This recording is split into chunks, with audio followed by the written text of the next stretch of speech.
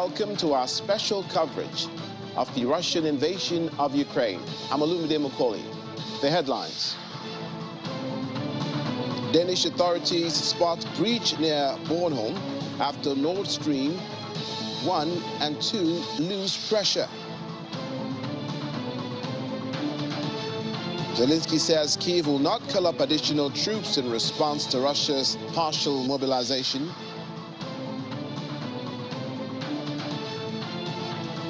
Turkish foreign minister says Putin is considering talks with Kyiv where potential negotiations should take new conditions into account.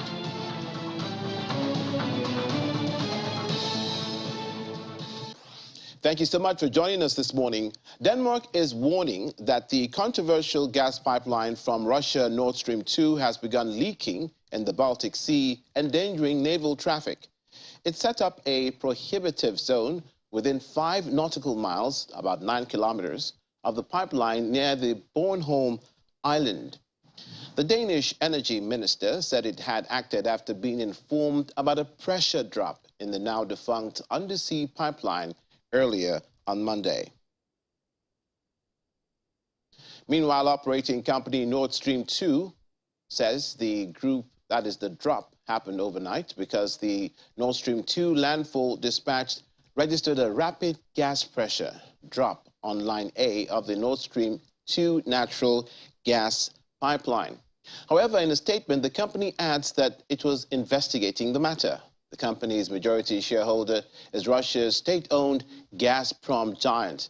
In its statement, the Danish Energy Ministry says there are no security risks related to the leak outside the prohibitive zone. Russian men continue to flee into neighboring Georgia to avoid being called up to fight in the war they do not agree with, following Russian President Vladimir Putin's order to mobilize hundreds of thousands of reservists for the conflict in Ukraine. Cities and citing local officials, Russian state media reports that at one point on Sunday, the estimated wait to enter Georgia hit 48 hours, with more than 3,000 vehicles queuing to cross the frontier. The Georgian capital, Tbilisi, had already seen an influx of around 40,000 Russians since Moscow invaded Ukraine on February 24, according to government statistics. The exact number of people who've left Russia since Putin announced what he calls a partial mobilization last Wednesday is unclear, but an early picture is emerging of a substantial exodus. Well, scenes such as those at the Russia-Georgia border have also taken place at crossings with Kazakhstan, Finland, and Mongolia, which have all reported heavy queues. Russia has not closed its borders, and guards generally appear to be letting people leave. Now, similarly, long lines of vehicles were seen at a border crossing between Mongolia and Russia on Sunday as people fled the Kremlin's call-up. The head of a checkpoint in the town told news agencies that more than 3,000 Russians have entered Mongolia via the crossing since Wednesday. Most of them are men. Queues of people holding Russian passports were also seen outside the immigration counter for the border crossing. Authorities on Saturday detained more than 700 people at protests across Russia against the partial military mobilization, according to an independent monitoring group. Police Monitor OVD Info counted at least 726 people detained at rallies in 32 cities, nearly half of them in Moscow. A stream of Russians were also seen flocking by air to Istanbul on Saturday, where several expressed relief at escaping, but also concern for the safety of the loved ones that they left behind. The sound of old Soviet war songs and the sobbing of relatives clashed in the small Russian town of Batasks as freshly mobilized reservists in Russia's southern Rostov region said goodbye to their family members on Monday. Recruits were summoned as part of the partial mobilization announced by Russian President Vladimir Putin in an attempt to improve the situation on the front line in Ukraine after a decisive counteroffensive by the Ukrainian military. 20-year-old Roman Kondakov, who'd received the draft notice only the night before, said he was a senior freight forwarder by military profession and he'd returned from the army just 3 months ago. Not everyone at the Bataysk recruitment office had been called up. Nikolai, a reservist past drafting age, said he was volunteering to take part in what Moscow calls its special military operation. Now, satellite images showed long queues at Russia's border with Georgia on Sunday as men fleeing into neighboring countries to avoid being called up to fight in Ukraine. We're seeing commercial satellite images from Maxar Technologies also showed long queues at the Russian border with Mongolia. Many Russian men are choosing to leave the country to avoid being drafted into the military in a mobilization ordered by President Vladimir Putin last week. The plans call for 300,000 reservists to be recalled to the military to bolster forces for the conflict in Ukraine. Flights departing Moscow for the few countries that maintain direct flights with Russia have either sold out or have only a handful of tickets available at astronomical prices. Meanwhile, the influx of Russians into into Finland continued on Monday in the wake of Russia's announcement of the military mobilization. Finnish authorities said almost 17,000 Russians crossed the border into Finland during the weekend, an 80% rise from a week earlier. The border traffic had somewhat calmed early on Monday, but remained busier in the previous weeks, according to the border station Deputy Chief Elias Lane. Wednesday's announcement of Russia's first public mobilization since World War II to shore up its faltering Ukraine war has triggered a rush for the border, the arrest of protesters, and unease in the wider population. Russia calls its actions in Ukraine a special military operation. After crossing into Finland via the Valima border station, some 3 hours by car from Russia's second largest city of St. Petersburg, some Russians said the mobilization announcement could explain the increased numbers at the border. The Finnish government, wary of becoming a major transit nation, said it'll stop all Russians from entering on tourist visas within the coming days, although exceptions may still apply on humanitarian grounds.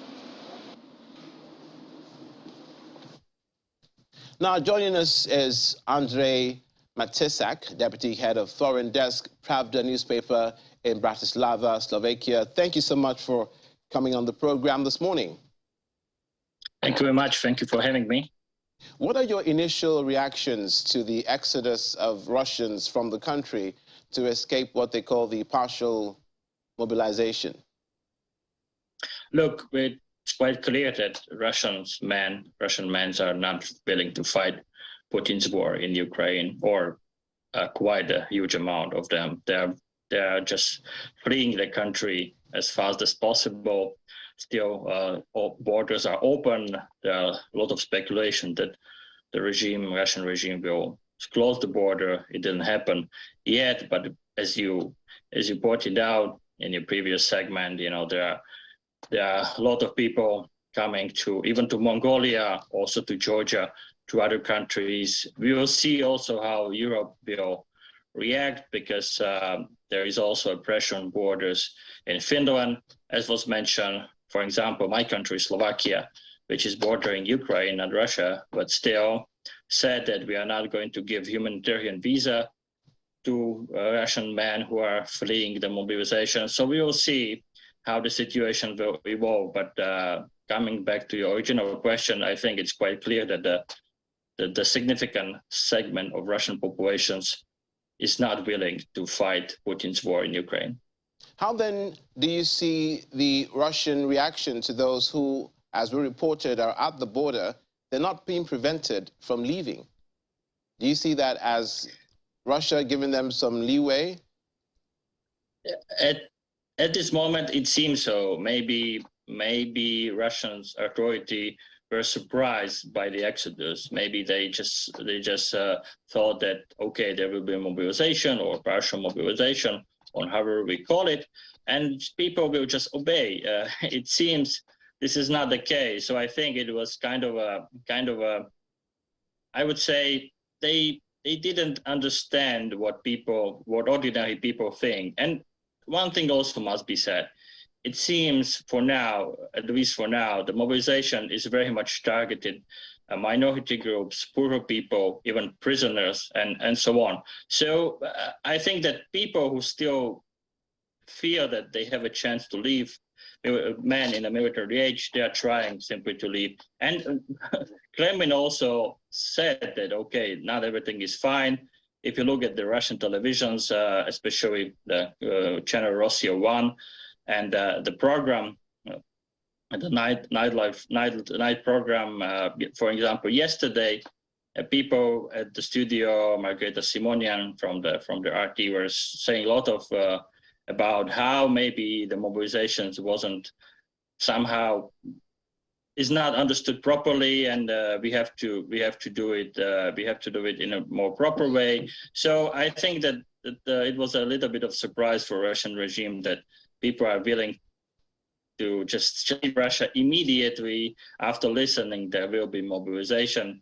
And you cannot probably blame them. You know, I think it's quite clear that Russia is not winning the war in Ukraine. I'm not saying it's losing, but I think that it's very clear that Putin's plan to get over Ukraine quickly, you know, it's more than 7 months now. So it was the war who should take like 2 or 3 weeks. That was the original plan.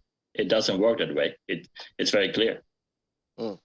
And this comes, of course, on the back of the referendum that is being held, of which is the 4th day for people to choose in Luhansk, in Donetsk, in Zaporizhia, whether they want to be a part of Russia or not.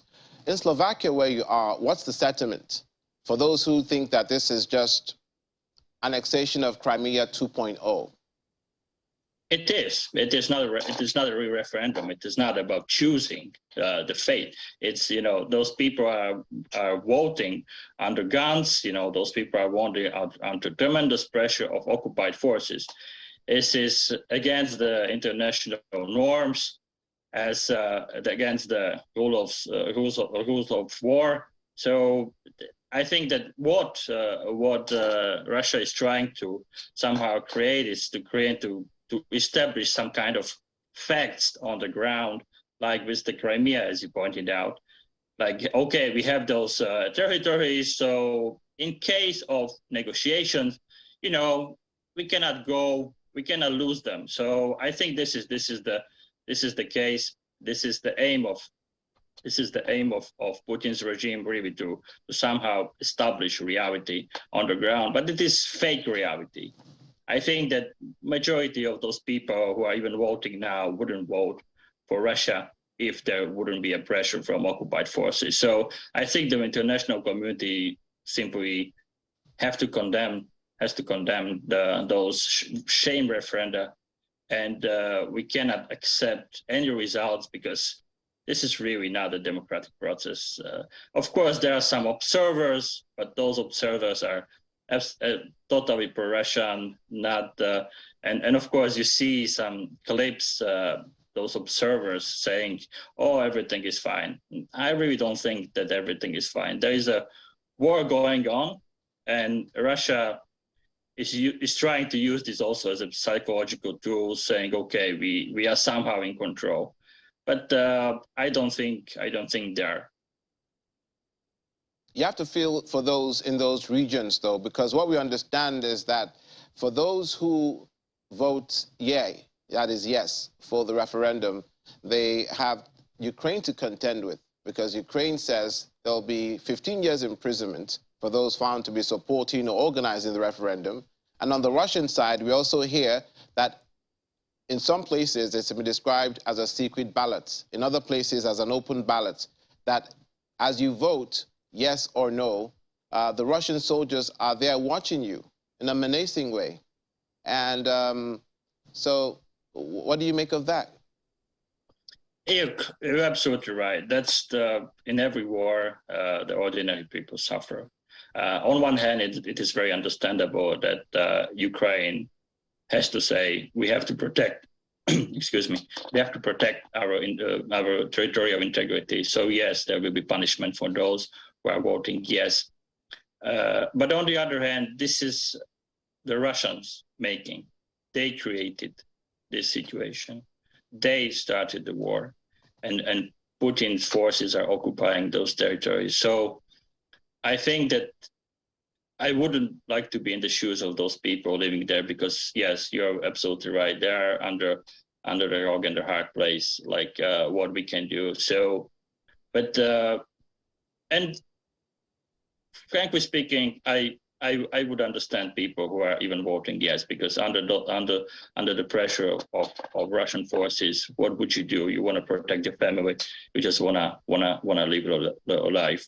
But I think the most important part of it is that the international community, simply, as I said before, cannot accept those absolutely shame referenda and the results of those referenda. It says this is again against international norms. Occupied forces cannot do just shame referenda and annexation. So, Russia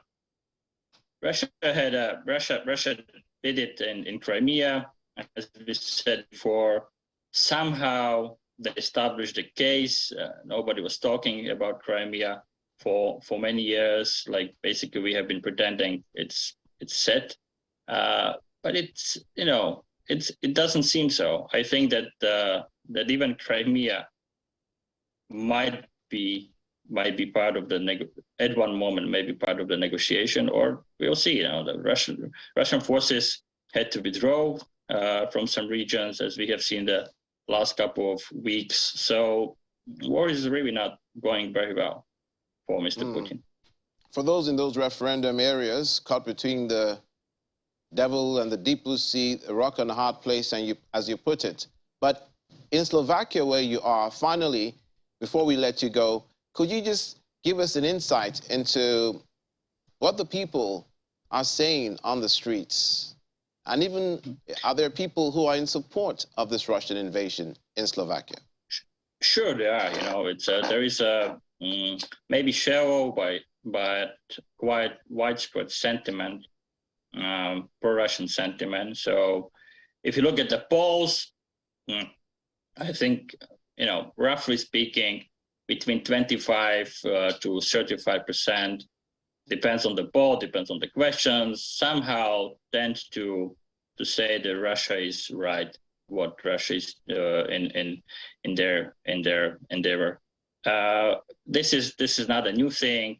We are Central Europeans. Some of us have, especially older generation, they have a kind of a nostalgic views of Soviet Union and so on. Some other younger people, they tend to vote for extremes. Of course, there is also a lot of disinformation. But so far, Slovak government is very much supportive of Ukraine. We have sent weapons. We of course, Slovakia is a part of EU, part of the EU, part of NATO. We are supporting sanctions and so on. So I think that this is, yes, the sentiments, pro-Russian sentiments, as I said, are quite visible. But so far, those sentiments didn't have a real, I would say, influence on what Slovak government is doing. And what the Slovak government is doing, as I said, supporting Ukraine. And this is very important. Thank you so much for your thoughts on the issue.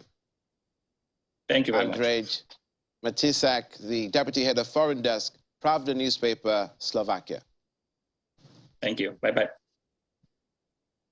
Now, the Kremlin said on Monday that no decision had been taken on whether to seal Russia's border to stop an exodus of military-aged men fleeing the country after days of chaotic scenes during its first military mobilization seen since World War II.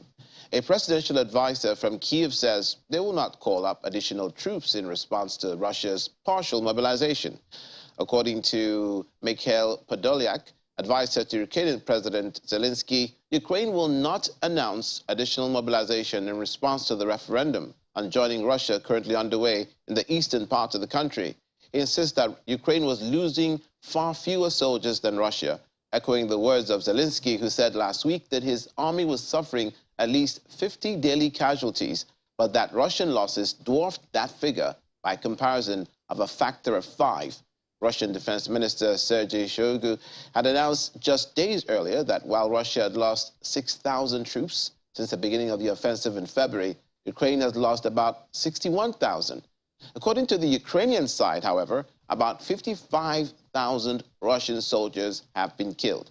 According to the CIA, by the end of July, Russia had lost more than 15,000 troops in Ukraine. British intelligence reported 20,000 deaths back in June. Still to come on the program. Gunman detained after shooting at draft office in Russia's Irkutsk region.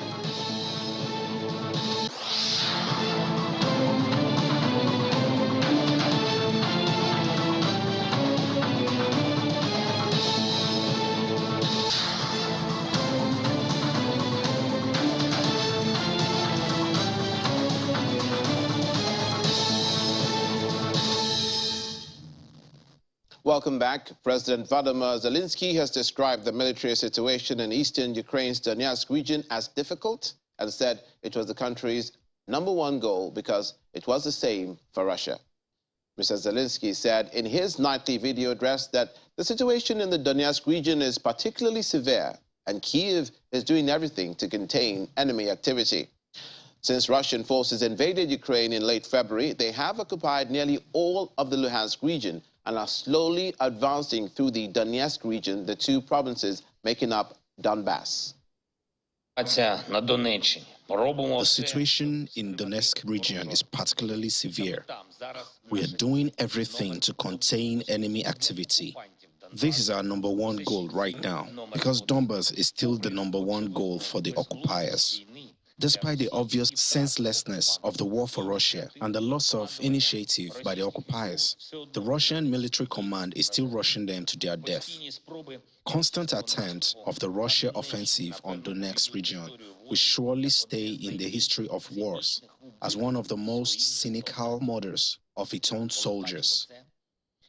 When we see these offensives, we are once again convinced that the Russian mobilization is a frank attempt to give the commanders on the ground a constant stream of cannon fodder.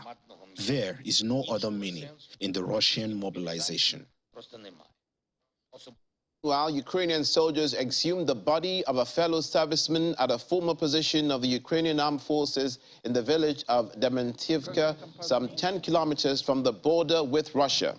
National Guardsman Vitaly Shum said his unit searches for bodies of missing fighters as each unit keeps a record of personnel who are missing. If there's no information that they are in captivity, they are considered as missing until the bodies are retrieved and the bodies also identified. He adds that his unit had not been able to reach the village in Kharkiv region because of heavy fighting. Ukraine's General Staff of Armed Forces reported that Dementivka was liberated on May the 18th. The area came under constant shelling until Ukraine's counteroffensive, which sent Russian troops back from the Kharkiv region. Ukrainian forces have reclaimed swathes of the Kharkiv region and some areas in the south during successful counteroffensive actions in recent weeks. Uruguay's Foreign Minister, Francisco Bustillo, condemned the war in Ukraine and asked for an immediate ceasefire of hostilities from Russia during his speech at the UN General Assembly. Bustillo urges Russia and Ukraine to resume peace negotiations and respect the principles upon which the United Nations was created. The foreign minister also addressed climate change and recalled the commitment adopted during last year's COP26 in Glasgow, saying it was one of the last opportunities for the international community to fight the environmental threat. Finally, Bustillo reaffirmed Uruguay's commitment to nuclear disarmament and criticized what he calls the paralysis experienced during the 10th Review Conference of the Nuclear Non-Proliferation Treaty celebrated in August 2022. The military invasion of Ukraine by the Russian Federation is unjustifiable. Our country has condemned it in the strongest terms as a clear violation of the principle on which we have built this organization and which must be respected by all its members. It is imperative that the Russian Federation cease hostilities and withdraw as soon as possible from the Ukrainian territory. The parties to this conflict must strive to return to the negotiating table to resolve their differences peacefully, as stipulated in the United Nations Charter. Meanwhile, the negative effects of the armed conflict are being felt on multiple aspects of the international reality and are weighing more and more on daily lives of millions of people. The blockade and paralysis experienced recently in the framework of the 10th Review Conference of the Nuclear Non-Proliferation Treaty should make us reflect on this particular moment in the history of the organization. Uruguay has supported and will continue to support the disarmament agenda of the United Nations and will continue to seek agreements that allow the disarmament architecture to function effectively and reliably. In the meantime, Russian President Vladimir Putin is considering resuming talks with Ukraine. That's according to the Turkish Foreign Minister Mevlut Cavusoglu. The top diplomat made the remark during a press conference in Tokyo, where he's attending the funeral of former Prime Minister Shinzo Abe, who was assassinated in July. According to him, Putin floated the idea during a conversation with his Turkish counterpart, Recep Tayyip Erdogan, at the recent summit of the Shanghai Cooperation Organization, CSO, in Uzbekistan. The minister also reiterated Ankara's desire to stage direct talks between Putin and Ukrainian President Vladimir Zelensky. Russian officials have repeatedly said Moscow has been ready to talk with Kyiv, pinning the blame for the stalled negotiations on the Ukrainian side. Last week, Kremlin spokesman Dmitry Peskov says dialogue is of course needed, adding that Putin had already explained that Ukraine left the negotiating table several months ago. Municipal workers in the Russian-controlled city of Melitopol in Ukraine's Zaporizhia region cast their ballots at a referendum on joining Russia. Melitopol has been under the control of Russian forces since the early months of the conflict in Ukraine. 4 Ukrainian regions controlled by Russia and pro-Moscow forces have been holding votes widely condemned by the West as illegitimate and a precursor to illegal annexation. The votes in the provinces of Luhansk, Donetsk, Kherson and Zaporizhia were hastily organized after Ukraine recaptured large swathes of the northeast in a counter-offensive. The Duma, Russia's lower house of parliament, may debate bills incorporating the Russian-occupied parts of Ukraine into Russia's on September 29th, the state-run TASS news agency said on Saturday, citing an unnamed source. Now, a gunman has been detained after opening fire at a draft office in the Siberian town of Ust-Ilimsk. A video published on social media shows the gunman opened fire. At least one person inside the draft office, as others are seen running. Uniformed officers are then seen standing over a detained person on the ground outside the building. The region governor, Igor Kobzev, wrote on the Telegram messaging app that the draft office head was in hospital in critical condition and that the detained shooter will be punished. Separately, local media reported that a man attempted to set himself on fire at a bus station in the city of Ryazan, about 185 kilometers, that's about 115 miles southeast of Moscow, shouting that he did not want to fight in Ukraine. He was taken away in an ambulance. A number of draft offices have been attacked since Russian President Vladimir Putin declared a partial mobilization last Wednesday to bolster Russian forces in Ukraine. Protests against the draft took place over the weekend in the regions of Dagestan and Yakutia, both of which have supplied disproportionate numbers of soldiers for the war in Ukraine.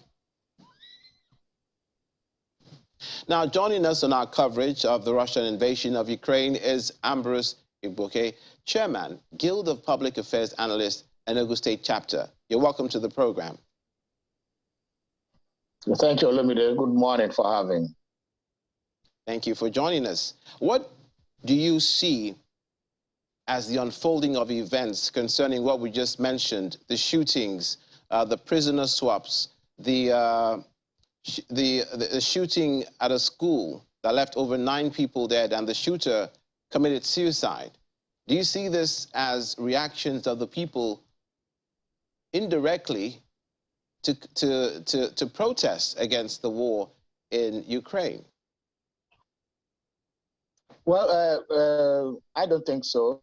I think it's also part of everyday life over there. We are witness shootings in the United States. We are witness shootings in other parts of the world. What I rather say is that before now, such things have been going on in Russia, but it used to be, under the lead because most of the time, the Western part and even Africa and many other parts of the world do not have access to Russian media. So these kind of things that happen normally in Russia is always hidden, and we don't have access to it. So that is why it looks as if it is strange. I think all over the world, in major cities, in many countries, people who have access to guns always try to shoot from time to time because of sometimes it's psychological imbalance, sometimes it is act of protest, sometimes it is plain evil, sometimes it's to make some loud statements, sometimes it is a shared psychological problem. So unfortunately, the shooter committed suicide, so we don't even know his motives. Normally, when such a thing happens, they want to establish what is the motive behind it. So it will be a wide guess to say that, to conclude without actually investigating, that is to protest against the war. It is also a possibility that it's a protest against war, but there are other countless possibilities or motives that would have triggered such attacks. Now, looking at the referendum in Zaporizhzhia, Luhansk, and Kherson, it's in its fourth day now, and we understand that it's winding up today, and the numbers will be taken, and we'll find at the end of the day whether these regions want to be a part of Russia or not. Your views? Well, I think it's also a charade. It's a facade. I don't know. This is always what Vladimir Putin wanted. He wanted to annex some part of Ukraine, just like what he did in Crimea and some other, and then what he attempted in Georgia and some other places.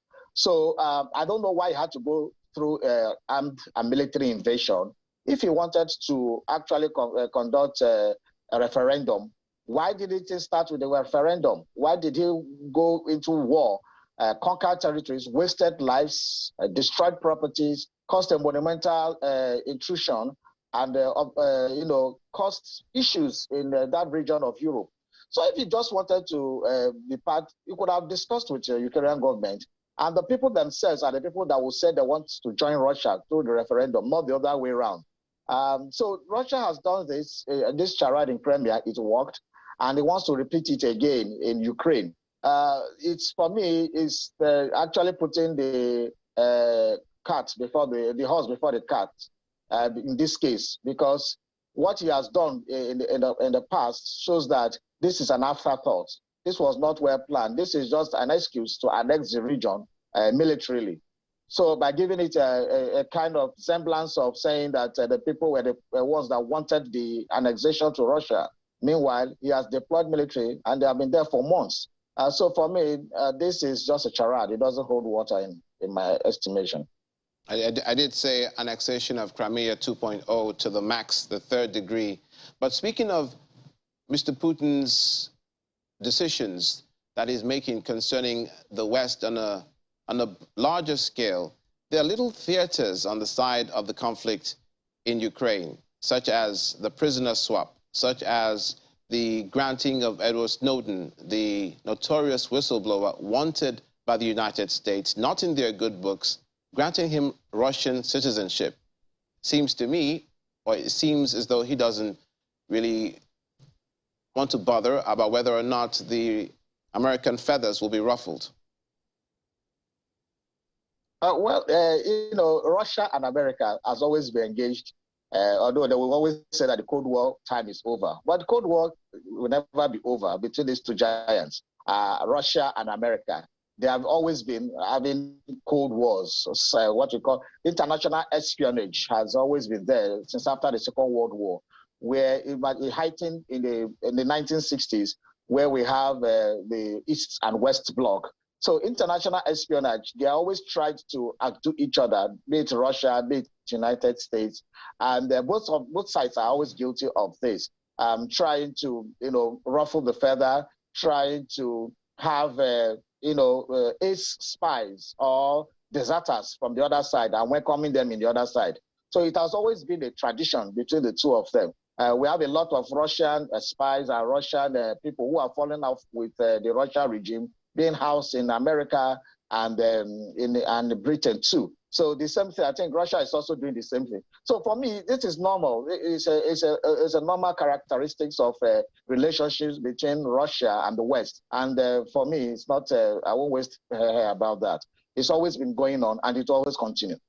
We reported just before we brought you on the reaction of the foreign minister of Turkey, I believe, who is saying that Putin wants to speak with Zelensky as far as bringing things to some sort of closure is concerned. Do you believe it? Well, it has always been an option. I believe it. Putin always wants to grandstand when it comes to issues of power. But again, the reality on ground shows that the time for grandstanding is over. Every war I've maintained, and history also maintains, that every war always ends up in a negotiation table. So I would not be surprised if this war also will end in a negotiation table, and it ought to end on a negotiation table.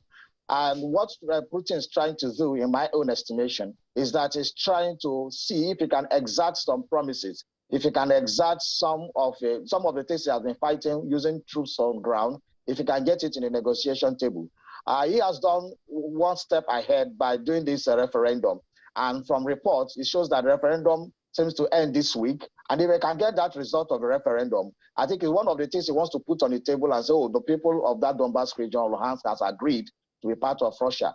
And then he will want to use that as a cut in the negotiation. But I think at this juncture, both of the leaders need to sit down and talk, because before now, they have always been having proxy representations in different meetings. And the West have been blowing horns supporting Ukraine, while Russia has been holding its own ground. So there have not been a middle point. The middle point will always come when the two leaders actually sit down and negotiate on the table. And if that happens, it will be a speedy way to actually bring the war to an end in Ukraine. Share with us, if you will, your insight into maybe the antecedents of a man such as Vladimir Putin, knowing that the war has gone on for this long. Maybe he didn't think it'll take this long, and maybe he thought it was a walk in the park. And there's a school of thought that believes that if he is to withdraw, it has to be in such a way that he saves face, because he's gone too far to draw back without losing face. Well, first of all, Vladimir Putin is a megalomaniac, an apologist of modern USSR. So Russia as a country to him does not represent what he grew up knowing. Remember, he was a KGB agent during the Cold Wars in the USSR. So for the USSR being with so many countries, and then in the 90s it went into splitter groups, almost more than 13 countries. So, and then just remaining Russia. So he feels that all Russian-speaking people should be in Russia. Which is not correct, because in every country, we have people from different places living in other countries. Even in Africa here, we have Yorubas staying in Togo and the other parts of the country. We have some other tribes living in the Fulanis living everywhere. So I don't think it is right for him to want to suggest that every Russian-speaking people should be part of Russia as a territorial country.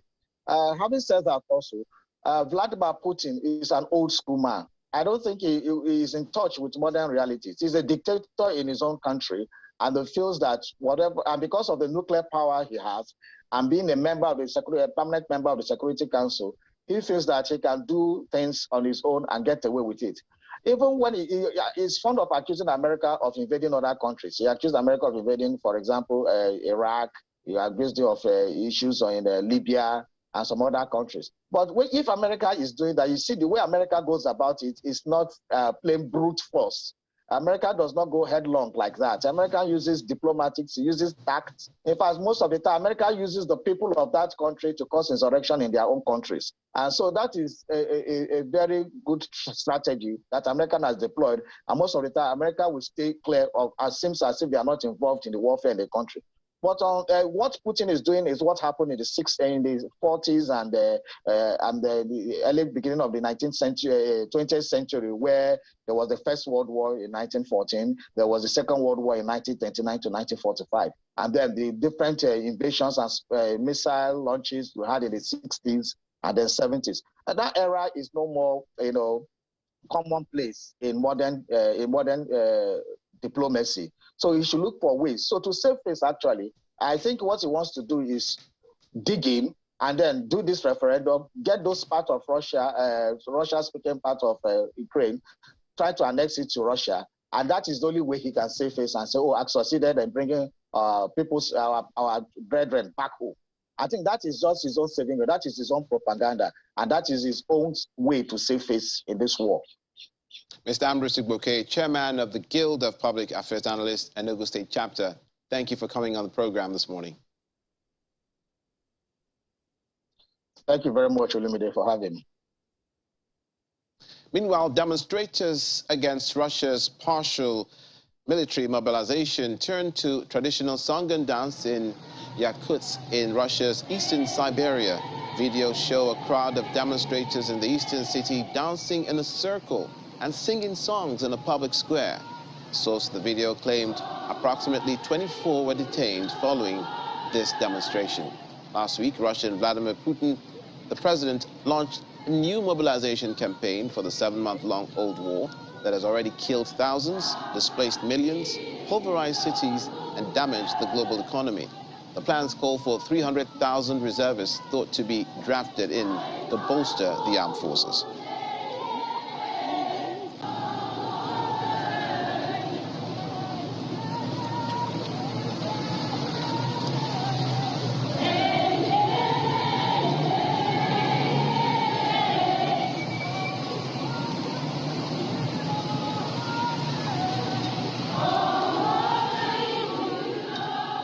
Just ahead, Hungarian Foreign Minister Peter Szijjártó says EU sanctions on Russia have been a complete failure.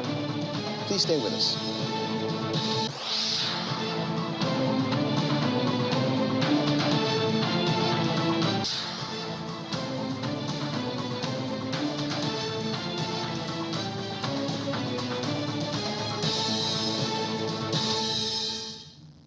Welcome back to our special coverage.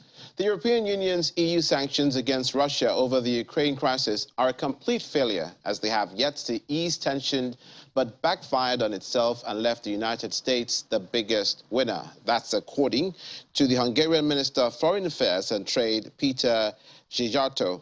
Europe is grappling with high inflation as utility costs, natural gas prices and food prices kept soaring. Meanwhile, the continent's economy is headed for recession, he said in New York in an interview with the public radio channel.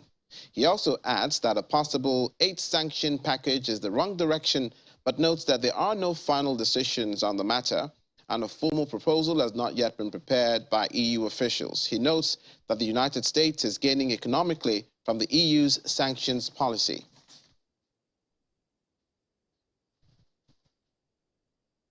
And the dominoes keep falling, and some of the consequences of the Russian invasion of Ukraine are quite dire. We have in the studio with me Laddie Williams, our business correspondent. Right. Good to see you. Good to see you, Olumide. Great to be back.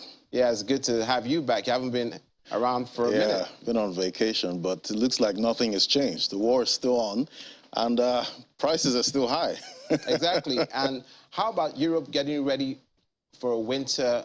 Yeah, it looks like high prices. Yeah, it looks like Europe is practically stocking up with liquefied natural gas. Now we knew how, earlier, Russia actually weaponized gas, to Europe, and they've used that to try and make Europe actually play to their tune. But we see now that Europe has been, stocking up on liquefied natural gas for a while now, and they're also looking at adding about 40% more LNG into the winter. And we're also getting reports that, the winter might not be, so cold. So we've seen that play into natural gas prices. We're seeing natural gas prices actually fall from a high of about $9, now trading this morning about $7.08.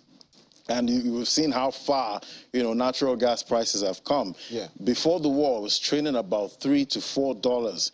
I've seen over 100% increase in natural gas. And it's because of, we see Wall Street. They're always ready, yeah, to play towards sentiment. They play the market. We see the sentiment in the market. We see that, Russia is playing with gas flows to Europe, and we've seen Europe actually, try to find ways to make sure they are not, left in the cold when the winter comes, and that also impacts their production. We know their manufacturers rely, heavily on gas. So now there's going to be some kind of confidence, with manufacturers and output, but there's also still that risk of, Europe falling, into that the dreaded R word, which is recession.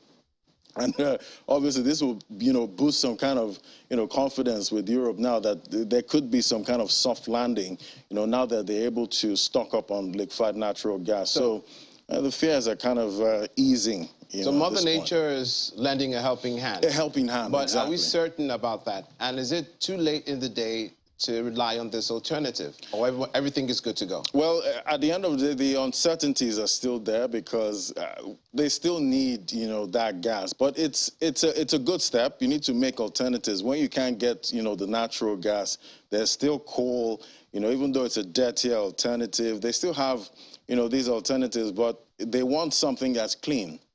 And the next best thing is liquefied natural gas. So it's good that they're ramping up, but that's also going to impact Asia, because now they're going to have to, get more LNG, than Asia is getting, because Asia will also get LNG from these countries, and they also rely on liquefied natural gas. So we're going to see a bit of competition there, with Europe and Asia for liquefied natural gas, going forward. But at the end of the day, we're seeing prices ease. We're seeing natural gas prices actually, fall, even though it's rising this morning. Yeah. But it's falling from that high of about $9, which is a good thing. We need those prices to come down. We need those energy prices down at this point so that inflation can also come down. So, speaking of prices, across the Atlantic in the United States, is this also related to the expected, just as winter is going to be here, it's going to be there as well? Right. The higher electricity prices because of supply demands. Right. Yeah, it's still the same old problem. Energy prices soaring, They're looking all over at a very the world. expensive winter. And at the end of the day, they have to brace up for an expensive winter, because at the end of the day, we're still seeing those, supply disruptions, and all these energy prices will play into, prices of other goods, because at the end of the day, inflation is the big enemy.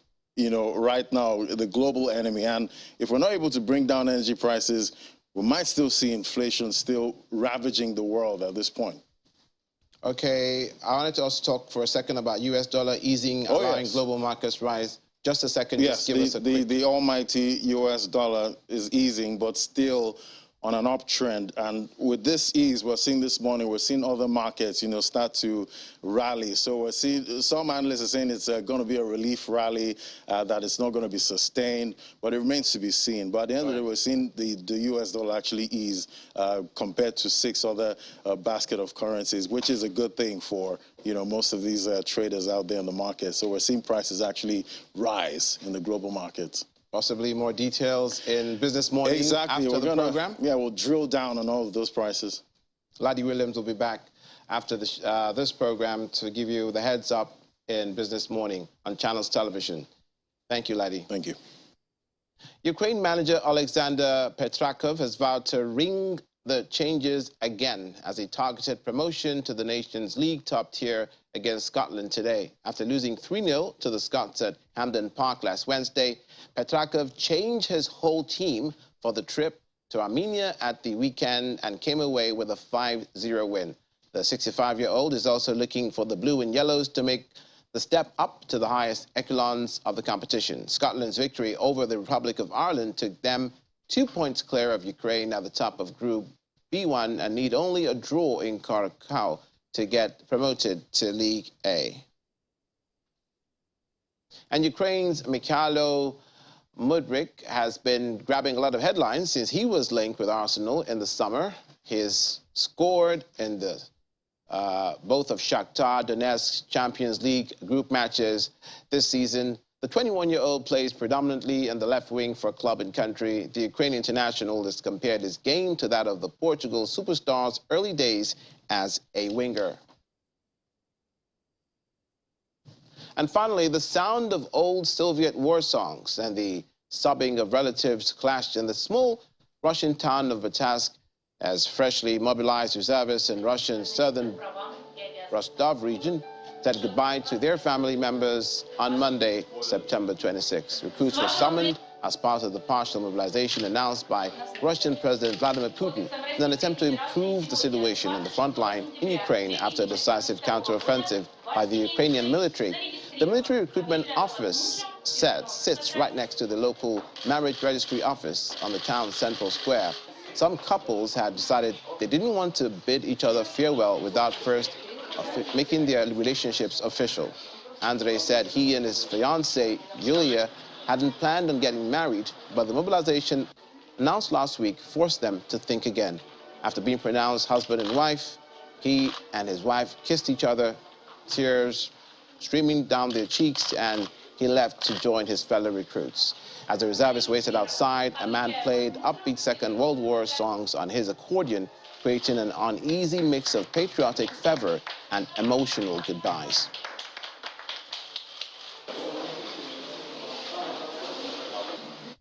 And that's it on today's special coverage of Russia's invasion of Ukraine. I'm Olumide Macaulay. Thank you for watching. Have a great day.